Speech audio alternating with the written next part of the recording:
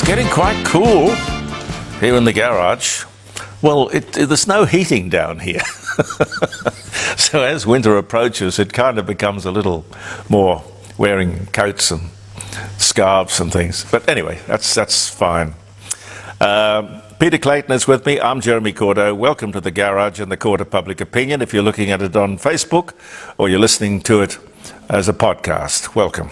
And if you enjoy what we talk about and you'd like to add to it, if you want to contribute, you can comment.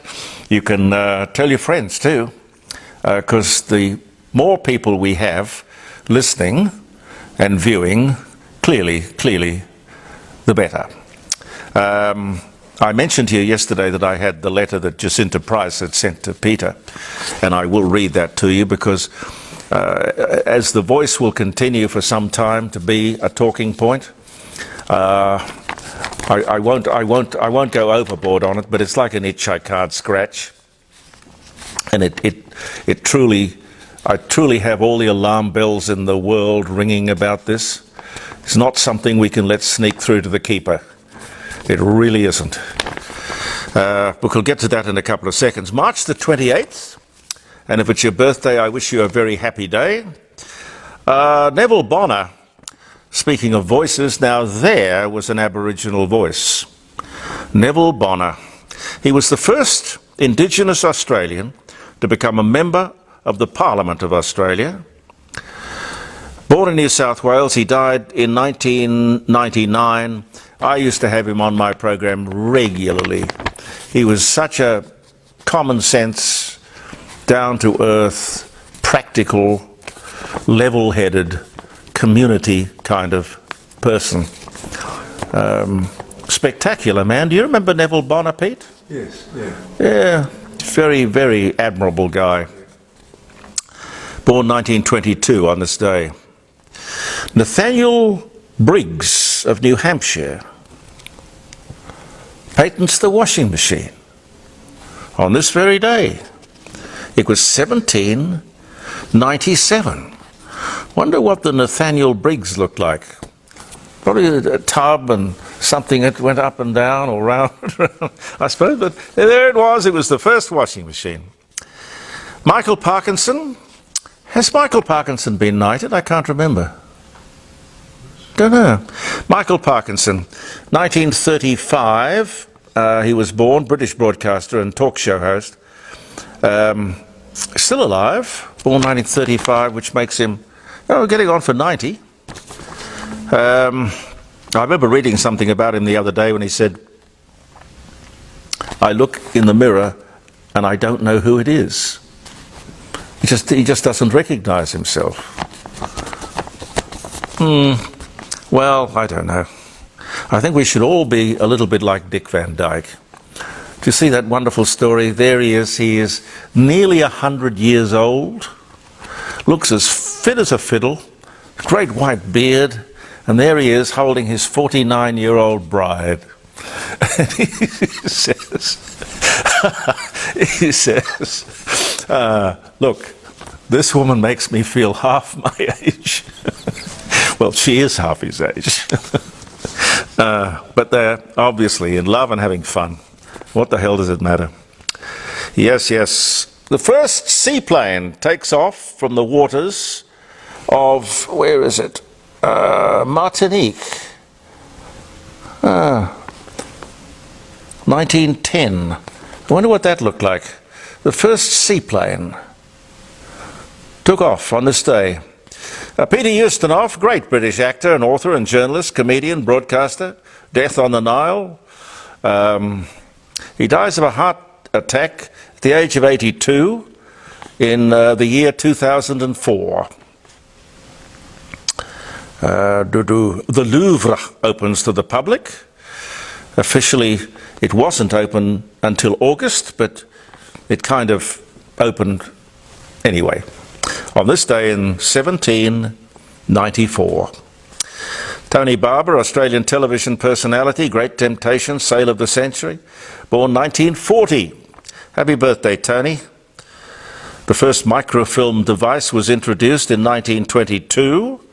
Dirk Bogarde, writer, actor, Death in Venice, servant, born London, died 1999 and born in 1921 on this day. Scotch whisky factory explodes, burying 20 firefighters in Glasgow, Scotland. Major disaster. What a horrible way to go. A Scotch whisky factory explodes. That was in 1960. Maria von Trapp, the Austrian singer who inspired the sound of music, the Trapp family singers, dies of heart failure at 82. That was in 1987. I spoke to her once. Reba McEntire, spoken to her too, American country singer. Can't Even Get the Blues was one of her hits, and Consider Me Gone, another, born Oklahoma in 1955. Yes. Anyway, happy birthday if you're having a birthday or a wedding anniversary, a day of celebration. Now let me grab this letter from Jacinta Price. It was addressed to Peter. Senator Price says, the activists trying to stuff the dangerous and divisive voice to Parliament into your constitution keep saying Indigenous Australians don't have a voice. Really? Jacinta asks. Really? When you think about it, it's a strange thing to say. In fact, it's pretty close to a barefaced lie. I have a voice, and so do 10 other Indigenous Australians in Parliament. But let's leave that aside for the moment. Let's just focus on the other voices. There are over 100 Indigenous-specific official advisory boards and organisations in Australia. They are what they call the Coalition of Peaks. That's a different body, a body representing over 80 Aboriginal community groups. And don't forget, Indigenous Australians have their own voice, the same as any Australian, at the ballot box. But now activists are pushing to put up another voice, this time in the Constitution. And what do we get for all of the billions of dollars spent on these hundreds of voices? An economic crisis, youth crime in the Northern Territory, and no better outcomes for Australian Aboriginal people. Not only that, so many of these voices are out there attacking Australia Day, disrespecting Anzac Day, and pushing their activist agenda into every part of your life. It is time, Jacinta Price says, it is time to say enough is enough. It's time to say no. The voice to Parliament is a dangerous and divisive proposal that will cost the earth to give a small handful of politicians and activists another platform to push their views upon you. So, and I had to look at this a couple of times, it's enough, but she's printed the E-N-O-U-G-H, but made the N-O part of it really big. Very clever, Jacinta. You can raise a mighty voice that says no to the activists, busybodies, running our country and attacking your constitution by helping to meet Fair Australia's $500,000 March Fighting Fund. The best bet is that every single dollar you contribute will be matched thanks to the generosity of fellow supporter Simon Fenwick. Now, I don't know who Simon Fenwick is. Do you, Pete? No. No, I don't. The activists have the big dollars and the big business and, of course, the backing of the big media. It's up to you and me to stand together and push this powerful message out to the millions of Australians who need to hear that they are not alone. Enough is enough. Yours in unity, Jacinta Price. It's another good letter, Pete. Yeah, she's a gem. Another good letter. There's no way that we here in the Court of Public Opinion, and as I said to you yesterday, I don't intend to bang on endlessly about the voice, but I do really think we should cover it effectively because you won't see an effective coverage, and I hope this is effective, in too many other places in the media. And you can ask quite reasonably why that is the case. I don't know. But there's no way here in the court of public opinion from my garage we can hope to balance the avalanche of propaganda for the Voice that will be pouring, particularly out of the ABC. But just let me say this. The Australian Federal Parliament now includes, as Jacinta Price pointed out in her letter, 11 Indigenous parliamentarians. That is nearly 5% of the total number of politicians. Aboriginals, of course, in the community represent 3% of the population in Australia. 3%. The Aboriginal community is therefore over-represented in Parliament, not under-represented. And that's the voice they should use, as it's the voice we all should be encouraged to use. Unless, of course, you want to treat black people differently to white people, for no other reason other than the colour of their skin. And that is clearly racist.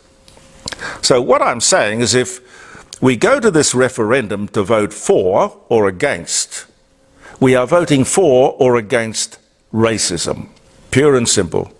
How in God's name do they think they're going to get a yes vote when a yes vote is a clear vote for racism? I don't believe Australians are racist. We are, like all people, I suspect, a bit tribal. A bit tribal, maybe, but there's a big difference. Parliament truly reflects the diversity of the Australian community, and I truly believe that. Different opinions, different races, different ages, different sex, different background, different education, and of course different political beliefs. Now this is democracy. This is all we need. But it don't come cheap. These people want to make it a hell of a lot more expensive. I've never quite understood within our democracy how we manage to get things out of balance, out of perspective. Aboriginal people have a very important place in our country and, of course, in our history. Very important. But so do a lot of other people from a lot of other places in the world. I believe in equality. 3% of the population does not entitle a group of people to have their own flag, for example. No way in the world. And that flag is displayed, as you well know, with equal prominence to the official Australian flag and also the flag for the Torres Strait Islands. Now, when you talk about the Torres Strait Islands, there are 45,000 people from the Torres Strait Islands in Australia. 45,000 people. Not in anybody's wildest flights of imagination would that entitle someone to have his own flag officially displayed, and particularly behind the Prime Minister and during important announcements. I just don't understand it. We have an Australian flag, the Australian flag, which we should honour. We should have one flag displayed. I don't know how you'd ever get that up as a question in a referendum or something, because it's not something, I guess, that you'd find in the Constitution anyway. It should be up to the common sense of the people involved. I think there's a huge protocol department in Canberra. Probably there's an even bigger one attached to the Prime Minister's office. I don't know. But there's no way in the world that this business of having 3 flags should be allowed to go on. It's just plain absolutely silly. I frankly think it's patronising as well. I will say this, the Prime Minister is so emotionally and politically invested in this voice to Parliament thing. If he doesn't get it across the line, he's going to be in some serious trouble, I would think. It's just a massive distraction. I can't count the number of experts and professors and authorities on the subject of constitutional law and the ins and the outs and the experts. And they don't agree. Does the government really think the general public is going to get $100 million worth of value out of that divisive referendum? I don't. The ABC, by the way, I honestly believe has got to stop campaigning. I admit I'm campaigning here, but then again I'm not the ABC and I don't have a charter which I'm pretending to adhere to of fairness and objectivity and that kind of thing. It's about reporting from their point of view. That's what they should be doing. Where's the discipline, the editorial rigour, the checks and the balances, the professionalism? Thursday and Friday, particularly the 7:30 report, I can't understand Laura Tingle.